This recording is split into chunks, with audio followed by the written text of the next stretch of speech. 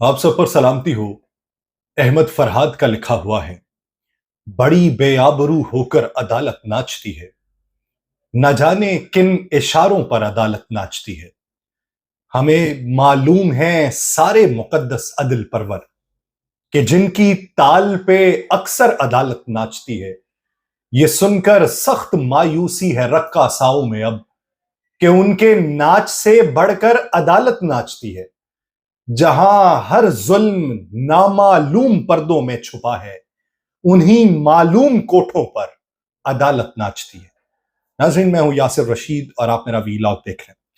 नाज़रीन, हो सकता है कि हमें यह खबर सुनने को मिले कि रमजान मुबारक के बाद जब शैतान के आज़ाद होने का वक्त हो और वापस आए अपनी कुर्सी पर बैठने के लिए, तो वो फॉर्म 47 के नताइज के मुताबिक अपनी कुर्सी से महरूम हो जाए और वह कुर्सी कोई और ले उड़े। क्योंकि मौजूदा सूरत हाल में जिन पे तकिया था वही पत्ते अब हवा देने लगे। बहुत सी जगहों के ऊपर मिसाल बना के पेश किया जाता है। आज अगर आपने टेलीविजन स्क्रीन देखी हो और वहां पे आपको ब्रेकिंग की सूरत में कोई खबर दिखाई दी हो और उसी खबर से रिलेटेड आपको खबर जो सोशल मीडिया पे दिखाई दी हो, तो दोनों मुख्तलिफ है। टीवी चैनल्स के ऊपर क्या चल रहा था कि डोनाल्ड लू का ये कहना है कि पहले भी कह चुके हैं कि साइफर के मुतालिक असद मजीद का बयान आ चुका है और पीटीआई या पीटीआई के बानी का बयान इस ज़मन के अंदर गलत है, लेकिन पूरा माखज़ नहीं बताते। अमेरिका के जनूबी और वस्ती एशियाई उमूर के मुआविन वज़ीर ख़ारिजा डोनाल्ड लू ने अमरीकी ऐवान नुमाइंदगान की एक कमेटी को पाकिस्तान के 8 फरवरी के इंतखाबात पे जमा कराए गए बयान में मुबैना इंतखाबी बेज़ाब्तगियों की भी निशानदेही की है, लेकिन उसका तज़किरा नहीं किया जाता। आज अमरीकी कांग्रेस के ऐवान नुमाइंदगान की कमेटी बराए उमूर ख़ारिजा में पाकिस्तान के इंतखाबात से मुतल्लिक समाअत जारी थी, जिसमें डोनाल्ड लू को बतौर गवाह तलब किया गया। क्योंकि डोनाल्ड लू इंतखाबात को एज ए मुबस्सर कवर करने के लिए पाकिस्तान में मौजूद थे। इब्तदाई तौर पे वो अपना पहले से जमा कराया गया तहरीरी बयान पढ़ के सुना रहे थे। डोनाल्ड लू ने कमेटी में पेशी से कबल जमा कराए गए अपनी तहरीरी बयान के अंदर ये बताया कि वो 21 साल पहले जब पेशावर में बतौर जूनियर ऑफिसर तैनात थे, तो उन्होंने पाकिस्तान के इंतखाबात को बहुत करीब से देखा था। रवां बरस 8 फरवरी को होने वाले आम इंतखाबात से मुतल्लिक डोनाल्ड लू ने कहा कि पाकिस्तान में इंतखाबात की निगरानी के लिए 5000 से ज्यादा आजाद मुबस्सरीन मौजूद थे और मुबस्सरीन की तंजीमों ने नतीजा अखज यह किया कि 8 फरवरी के इंतखाबात बड़ी हद तक मुसाबकती और मुनज़्ज़म थे। लेकिन इंतखाबात की बात हो रही है कि इंतखाबात के लिए जो इंतजाम किया गया है, लेकिन इंतखाबी नताइज मुरतब होने के अमल में बेज़ाब्तगियां देखी गई।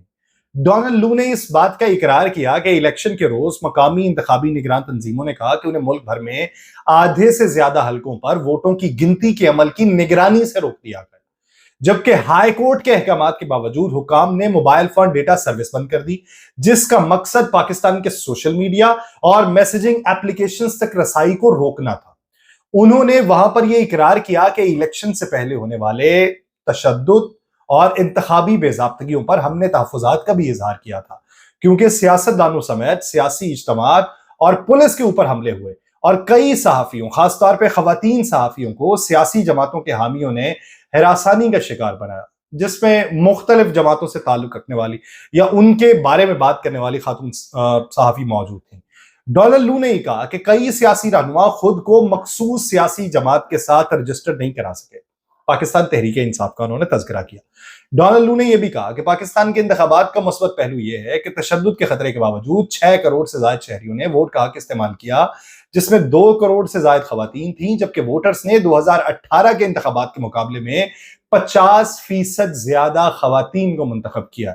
और अमरीकी सिफारतकार ने वहां पर यह भी इकरार किया है कि पाकिस्तान में रिकॉर्ड तादाद में मजहबी अक़लियतों और नौजवानों ने पार्लियामेंट की नशस्तों के ऊपर इंतखाब लड़ा। डोनाल्ड लू ने अमूर खारजा की कमेटी को अपने तहरीरी बयान के अंदर यह कहा कि पाकिस्तान अमेरिका के एक अहम शराकतदार है और वाशिंगटन जो है वो पाकिस्तान में जमहूरी इदारों की मजबूती के लिए पुरज़्म है। अब जमहूरी इदारों की मजबूती के लिए पुरज़्म होना और तहफ़्फ़ुज़ात का इजहार करना, ये इनके मुंह से नहीं निकलेगा। माना चले अगर आप उसे जवाज के तौर पर पेश कर रहे हैं, क्योंकि अगर कोई गलती करेगा तो इसका इकरार करने वाले बहुत कम होते हैं और स्टेट लेवल पे तो वैसे ही गलती तस्लीम नहीं की जाती। मान लिया, आप ही की बात मान ली, नहीं मानते हम पीटीआई की बात, आप ही की बात मान ली कि डोनाल्ड लू ने ये कहा है, ये देखें जी डोनाल्ड लू सच कह रहा है कि साइफर कोई हकीकत नहीं है, हमने साइफर भिजवाया ही नहीं, हमें इन्होंने ड्रामा बनाया हुआ था। मान लिया, लेकिन फिर डोनाल्ड लू की इस बात को भी माने کہ بے ضابطگیاں ہوئی ہیں, نتائج میں تبدیلیاں ہوئی ہیں, اس بات کو نہیں آپ مان رہے, اس کے اوپر تو تذکرہ ہی نہیں کر رہے.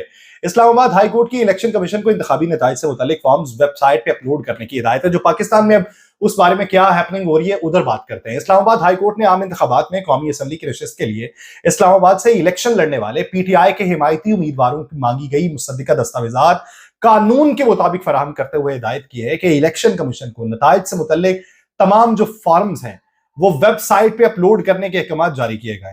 اسلام آباد ہائی کورٹ کے چیف جسٹس عامر فاروق نے پاکستان تحریک انصاف کے جو امیدوار تھے شعیب شاہین, علی بخاری اور دیگر کی جانب سے الیکشن نتائج سے متعلق دستاویزات کی فراہمی کے لیے دائر درخواستوں کے اوپر سماعت کی.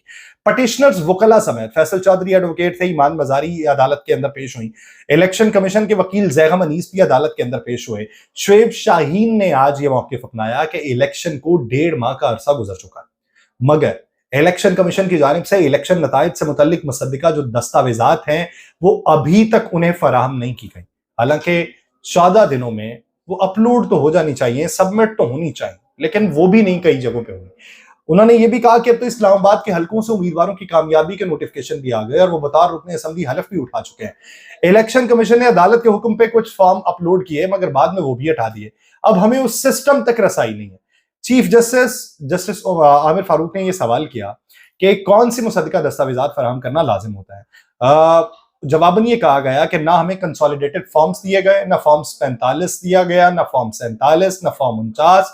قانون میں 14 دن کے اندر یہ مصدقہ دستاویزات دینا ضروری ہوتا ہے, لیکن ہمیں کچھ نہیں دیا گیا. اب یہ مقدمہ ایک اسلام آباد ہائی کورٹ میں رکھا. ادھر 8 فروری کے الیکشن کو لے کے اب ڈونلڈ لو کو پہلے بھی بنیاد بنایا تھا عمران خان صاحب نے, اب پھر ڈونلڈ لو کو بنیاد بنایا جائے گا کیونکہ آج کا بیان منظر عام پہ آ گیا. اس سے پہلے وہ ایک درخواست دائر کر چکے ہیں 8 فروری کے الیکشن کے نتائج پہ تحفظات کے حوالے سے حامد خان صاحب کے توسط سے. حامد خان صاحب وکیل ہیں عمران خان صاحب کے اور سپریم کورٹ میں یہ درخواست دائر کی گئی ہے 8 فروری کے الیکشن کو لے کے. تو ڈونلڈ لو کو یہاں پر بھی بنیاد بنایا جائے گا, اور بنیاد بنایا جائے گا کہ ایک طرف اگر آپ اس کی بات کو مانتے ہیں, چھوڑیں اس بات کو, وہ مقدمہ تو ہم لڑ لیں گے, اس بات کے اوپر آئیں کہ جو اس کی بات کا اگلا حصہ ہے جو انتخابی بے ضابطگیوں کے حوالے سے موقف اپنایا گیا, اس کے اوپر بات کی جائے. دوسرا خان کی رہائی کے حوالے سے جو ایم بی ایس کی ملاقات ہوئی ہے سپاہ سالار سے, اس ملاقات میں جہاں پہ انریسٹ کو سیٹل کرنے کی باتیں ہوئی ہیں, جہاں پہ دو طرفہ تعلقات کی باتیں ہوئی ہیں, تو باتیں موجودہ پولیٹیکل ہیٹ کے اوپر بھی ہوئی ہیں, جو ویو اس وقت چلی ہوئی ہے اس کے اوپر بھی ہوئی ہیں, یہ پولیٹیکل انریسٹ کو سیٹل کرنے کے لیے بھی ہوئی ہیں. اس پہ یہ بات ہوئی ہے کہ تمام سٹیک ہولڈرز کا مل کے بیٹھنا لازم ہے, بصورت دیگر جو ہے حالات مزید بدتر ہوتے چلے جائیں گے. تو ایک طرف سے یہ سفارش ہے, ماضی میں کبھی یہ سفارشیں آیا کرتی تھیں پاکستان مسلم لیگ نون کے لیے, لیکن اب وقت تبدیل ہوا ہے. تو دیکھیے کہ تیل دیکھیں اور تیل کی دھار کو دیکھیں. دوسری طرف حکومت پنجاب کے انتظامی اجلاس کو مسلم لیگ نون کے قائد میاں محمد نواز شریف کی زیر صدارت منعقد کرنے کے اقدام کو لاہور ہائی کورٹ میں چیلنج کیا گیا. ندیم سرور ایڈوکیٹ ہیں جن کی جانب سے یہ درخواست دائر کی گئی ہے, اور درخواست میں نواز شریف اور وزیر اعلیٰ پنجاب مریم نواز کو بذریعہ پرنسپل سیکرٹری فریق بنایا گیا.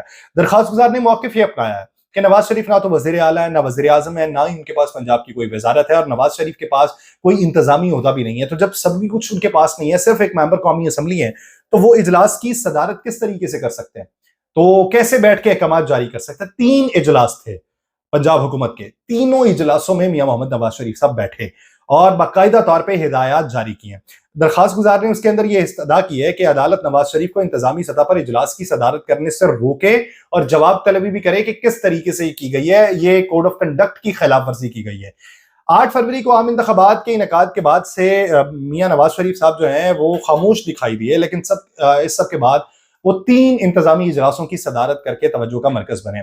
اس اقدام پہ کئی حلقوں کی جانب سے سوالات بھی اٹھائے گئے کہ بھائی کس طریقے سے نواز شریف صاحب بیٹھ سکتے ہیں, کیونکہ نواز شریف صاحب کے پاس صوبائی یا وفاقی حکومت میں کوئی سرکاری عہدہ نہیں ہے, صرف وہ ممبر ہے, کوئی نہ کیبنٹ کا حصہ ہے وفاقی سطح پہ, نہ ہی کوئی اور عہدہ. قومی اسمبلی کے ایک رکن ہونے کے ناطے وہ اجلاس میں بیٹھ کے ہدایات جاری نہیں کر سکتے. حیرت کی بات یہ ہے کہ اجلاس کے بعد جو ایک ہینڈ آؤٹ جاری ہوا ہے اس میں بھی لکھا گیا کہ نواز شریف نے وزراء اور عہدیداروں کو انفراسٹرکچر کے مختلف منصوبوں بشمول زیر زمین ٹرین, میٹرو بس, کسانوں کی فلاح و بہبود, طلباء کے لیے الیکٹرک بائکس اور رمضان ریلیف پیکج کے حوالے سے انہوں نے ہدایات جاری کی ہیں. دوسرے اجلاس میں بھی بیٹھ کے وہ وزیر اعلیٰ پنجاب جو ہیں ان کی کاوشوں کو سراہتے رہے ہیں کہ بہت اچھے اقدامات اٹھائے جا رہے ہیں. تیسرے اجلاس میں بھی انہوں نے بہت ساری جگہوں پہ ہدایات جاری کی. اب اس کو لے کے معاملہ ہے ہائی کورٹ کے اندر. لیکن خان کی رہائی کو لے کے جو باتیں ہو رہی ہیں، جس پہ امریکہ کی طرف سے بھی جو سائن ہے ڈونلڈ لو کی جو گفتگو ہے، اور جس میں وہ ایوان کے اندر اگر وہ گفتگو کی گئی ہے تو اس سے بظاہر یہ پیغام دینے کی کوشش کی گئی ہے کہ اگر آپ یہ معاملات طے نہیں کرتے تو آپ کے حق میں فیصلے نہیں جائیں گے، اور شراکت داری بے شمار جگہوں کے اوپر جو ہے اس میں مخالفت دیکھنے کو ملے گی، کیونکہ امریکی جو کانگریس ہے اس کی طرف سے ایک بڑا پریشر ہے، امریکی سینٹ کی طرف سے بھی بڑا پریشر ہے، کیونکہ لابنگ وہاں پہ بڑی مضبوط کی گئی تھی اور اسی لابنگ کا یہ نتیجہ ڈونلڈ لو کا یہ بیان لگتا ہے. تو اس ضمن کو لے کے عمران خان نے جیل میں اپنے وکیل سے بات کرتے ہوئے یہ کہا ہے کہ میں 5 مہینے تقریباً اور جیل میں رہوں گا. حالانکہ کیس عدالتوں میں چل رہے ہیں، لیکن خان صاحب کے منہ سے بات یہ نکلی ہے کہ میں 5 مہینے جیل کے اندر رہوں گا اور 5-6 مہینوں کے بعد ان کی حکومت جاتی رہے گی، ان سے حکومت سنبھالی نہیں جائے گی. تو یعنی کہیں نہ کہیں کوئی سائن دکھائی دیتا ہے. اب یہ سائن کس کے حق کا ہے اس کے لیے وقت کا انتظار ہے. مجھے دیجیے اجازت. اللہ نگہبان.